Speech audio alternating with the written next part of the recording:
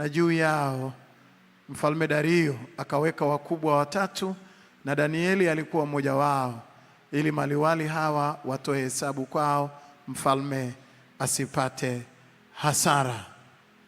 Na ni jambo la kufanya tathmini binafsi, na hili si kwa vijana peke yao, ni kwa kila mtu. Hivi wewe ukijipima, ukijiangalia, wewe ni hasara au ni faida kwenye familia? Mama au baba au ndugu wanapokuchukulia kwenye familia, wanakuona kama hasara au wanakuona kama faida?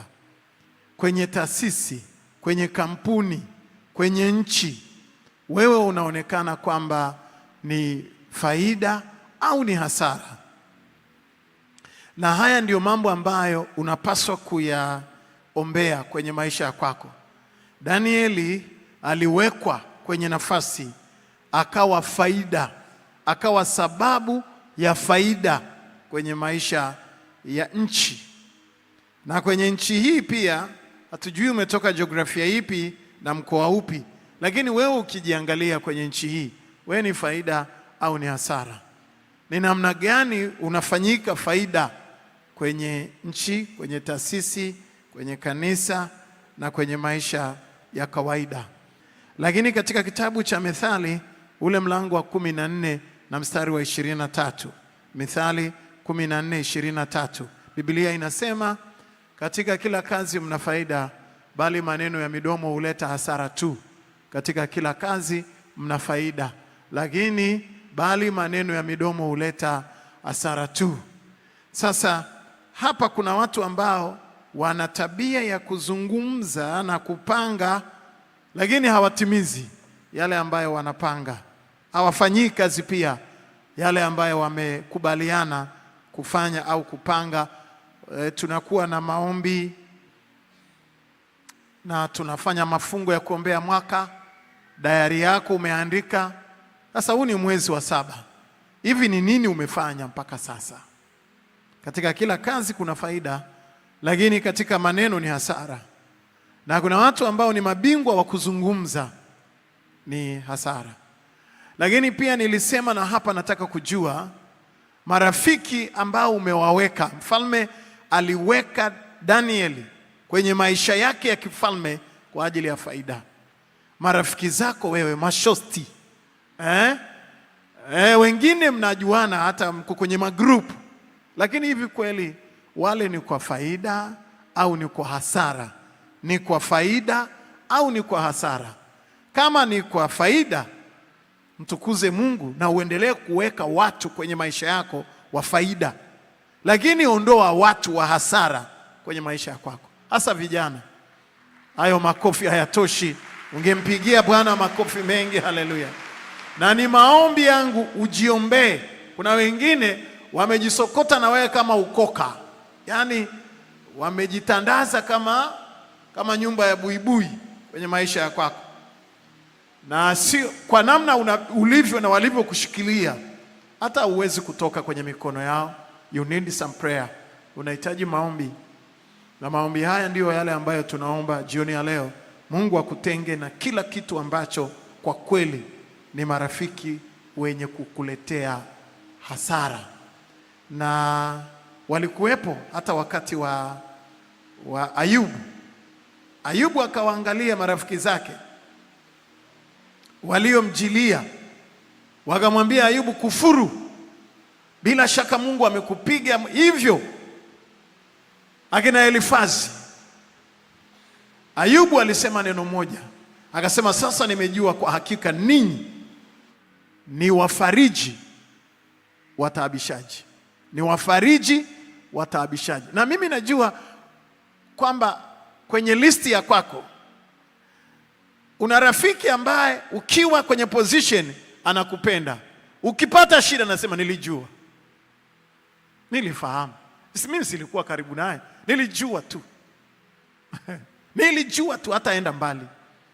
Mkikutana, Bwana asifiwe mpendwa, tunakuombea, huduma yako ni njema, tunakutia moyo, bila shaka unafanya vizuri sana. Nilijua lazima hataanguka yule dogo, nilijua lakini alikuwa rafiki yako, mlikuwa mnaomba pamoja. Mwambie Mungu amuondoage tu, na ukubali atoke. Sio unaugua watu wakitoka kwenye maisha yako. Mtu akitoka katoe sadaka. Hayo makofi hayatoshi, mpigie Bwana vigelegele vya shangwe. Haleluya kabisa. Mtu wa hasara akitoka kwenye maisha yako, nenda kamshukuru Mungu, mwambie Mungu, walio wa kwetu watabaki na wasio wa kwetu watatoka. Hawatabaki, wataondoka. Ayubu akasema hawa ni wafariji wataabishaji, au wafariji wanaotaabisha. Na mimi nataka nikuambie hivi, wewe una marafiki au una wataabishaji? Mtu unayemkaribisha kuwa karibu na wewe lazima uangalie. Kuna wengine wamekuja na miungu yao, ni rafiki lakini mchawi, hata yeye mwenyewe hajijui kama ni mchawi. Amebeba madhabahu ya kimiungu anayotembea nayo, na amepoison maisha yako. Ngoja nikuambie, nilimsaidia ndugu yangu mmoja tena kwenye madhabahu hii. Alikuwa na best friend wake, akipata tenda, ana kampuni kubwa sana, ni civil engineer. Akipata tenda kubwa kabisa anamshirikisha, ni rafiki yake, anamshirikisha yule jamaa. Yeye ana consultancy, yeye ni mambo ya mahesabu na nini.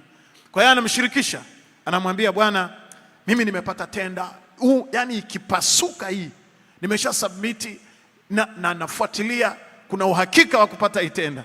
Akimwambia hayo maneno, kuna watu ambao masikio yao ni mauti na macho yao ni mauti. Wakisikia jambo lako linakufa, wakiona jambo lako linakufa, halitaisha. Sasa ametenda mara nyingi, kila akimwambia rafiki yake, akishasikia hiyo habari imeisha. Hatujui alikuwa anakwenda kuwapizia wapi, alikuwa na hawezi kujizuia, yuko very close na yeye. Sasa akaja mara hii ofisini kwa counseling, kwenye mentorship program, akanieleza jinsi ambavyo yani mpaka na mabarua mengine ameshapewa tenda, anaandikiwa barua, tumetengua several times, miaka kwa miaka. Nikamwambia bwana, nataka nikuulize swali moja, hivi mambo yako unamwambiaga nani? Kuna kitu tunachosema growth and silence. Wewe unajitahidi kutengeneza discipline, alafu kumbe rafiki yako yeye mwenyewe hapo ni loud speaker, ni microphone. Nikamwambia kuna mtu ambaye akikusikia jambo lako haliishi, hebu jaribu kunyamaza, au niambie ni nani. Akapiga hesabu, akaniambia bwana, mtu anayejua kila kitu changu ni fulani. Nikamwambia hebu mara hii usimwambie chochote. Ikatokea tenda moja ya kujenga airport moja, nchi moja hapo ya hizi Afrika ya Mashariki.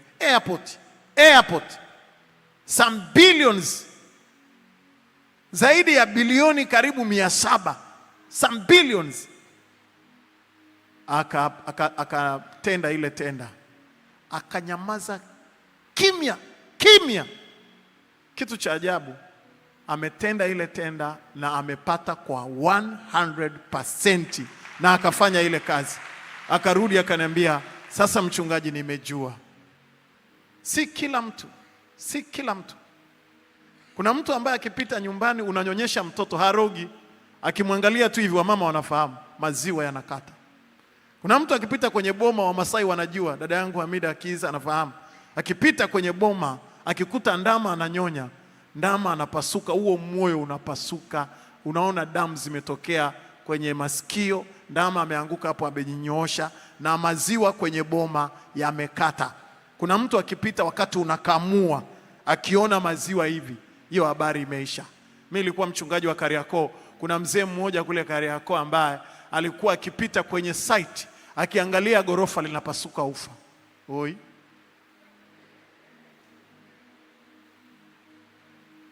Na wale wanaojenga kule Kariakoo lazima wamwahi kwa hela. Lazima umtulize kwa milioni kadhaa, alafu anapita anasema hamtapata ubaya, anapita pembeni. Akipita hivi nondo zinafumuka, na ameangalia tu hivi kwa jicho. Sasa na kuombea kwa Mungu, kama una marafiki ambao ni hasara, Mungu awaondoe kwenye maisha ya kwako. Washindi wachache wangesema amina. Pigie Bwana makofi mengi. Haleluya.